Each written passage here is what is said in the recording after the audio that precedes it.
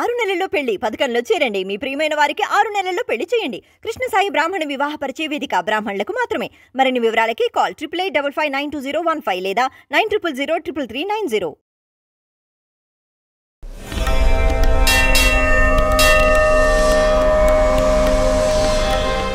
కాశీ గురించి చెప్పారు కాబట్టి నాకు ఇక్కడ చిన్న ప్రశ్న వచ్చింది.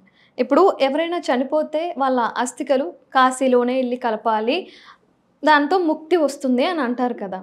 మరి శరీరం అంతా ఒక దగ్గరే ఉండాలి. ఇప్పుడు ఆల్రెడీ ఎముకలతో కదా ఈ బూడిద అనేది వస్తుంది. మరి శరీరంలో కొంత భాగాన్ని తీసి వేరే దగ్గర అలా చేయడం వల్ల, అలా ఖననం చేయడం వల్ల ఏమైనా జరుగుతుంది? మంచిదా కాదా? మంచి ప్రశ్న నాన్న. అంటే నేను నా చిన్నప్పటి నుంచి వింటూనే ఉన్నాను ఇది. ఇప్పుడు ఉండేటువంటి చాలా మంది అవివేకవంతులకి కావలసినటువంటి సమాధానం అంశం కూడా ఇది నిజంగా చెప్పాలంటే. అంటే నీ వయసుకు తగ్గిన ప్రశ్న కూడా కాదు, ఒక మాట చెప్పాలంటే చాలా గొప్పగా ఆలోచిస్తే నీ ప్రశ్న వస్తుంది. నిజంగానే చనిపోయిన 3వ రోజున ఆ ఎముకలు ఏవైతే ఉంటాయో మొత్తం కూడా తీసి పక్కన పెడతారు, కుండలో పెడతారు. 3వ రోజు, 5వ రోజు, 7వ రోజు, 9వ రోజు వెళ్ళి నీళ్ళలో నదిలో ఎక్కడైనా మనం నిమజ్జనం, అస్థిగా నిమజ్జనం చేసి వస్తుంటారు కదా. దీనికి కొంతమంది ఏం చేస్తున్నారంటే, మా నాన్నగారి అస్థికలు నేను కాశీలో కూడా కలుపుతానని చెప్పి వేరే కుండలు తీసి పక్కన పెడతాడు. అదే మా నాన్నగారు చివరి కోరికని కాశీలోనే కలపండి 3 భాగాలు పెడతాడు. ఒకటి కాశీలో అంటాడు, ఒకటి కృష్ణానదిలో అంటాడు, ఇంకోటి గోదావరి నదిలో అంటాడు కదా.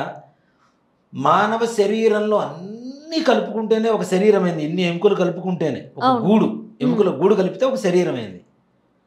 తల కృష్ణానదిలో, కాళ్ళు గోదావరిలో, మిగిలిన బాడీ అంతా తీసుకెళ్ళి గంగానదిలో కలుపుతాను అంటే ఒక మనిషి ఆత్మ ఎక్కడ శాంతిస్తుంది చెప్పండి? ఎక్కడైతే నిజంగా మా గురుగారు చెప్పేటువంటి విధానం కూడా ఎలా ఉంటుందంటే, చనిపోయిన తర్వాత మనం ఎముకలే తీస్తుంటారు చాలామంది, అది కూడా తప్పే. కాలిన బూడిద వస్తుంది కదా, బూడిద మొత్తం కూడా ఒక బస్తాకి ఎత్తుకోమని చెప్తారు మా గురువుగారు. బూడిద ఏదైతే ఉందో ఇది కూడా శరీరమేరా, శరీరం నుంచి వచ్చినటువంటి భస్మమే ఇది కూడా కలిపితేనే శరీరం మొత్తం ఒకే చోట నిమజ్జనం చేస్తున్న ఫలితం కలుగుతుంది. మీ నాన్నగారిను మీ అమ్మగారిను ఖండఖండాలుగా ముక్కలు చేసేసి అక్కడో చోట ఎక్కడో చోట పరేస్తాను అంటే ఆత్మశాంతి ఉండదు. దానివల్ల ఆత్మ ఘోష కూడా పుట్టుకొస్తుంది. తదుపరి జీవిత అంటే భవిష్యత్ తరాలకు కూడా చాలా దెబ్బ తగులుతుంది దానివల్ల.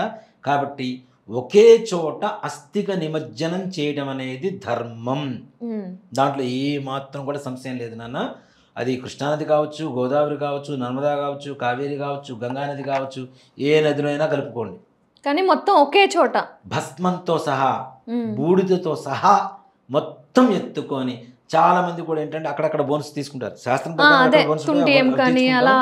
తీసుకుంటాం. వాటితో పాటు మిగిలిన భస్మం అంతా కూడా ఇవి మాత్రం ఒక ముంతలో వేసుకుంటాం, కొన్ని మిగిలినంత భస్మం అంతా కూడా ఒక బస్తాలో వేసేసుకొని మొత్తం కలిపి ఒకేసారి కలిపి వస్తేనే మీ పితృదేవతలకు చేసేటువంటి ఉత్తర క్రియ కర్మ ఏదైతే ఉందో ఇదంతా కూడా పరిపూర్ణమవుతుంది. తద్వారా వాళ్ళ ఆత్మ ఘోష తగ్గి ఆత్మ శాంతి కలుగుతుంది, వంశాభివృద్ధి కలుగుతుంది.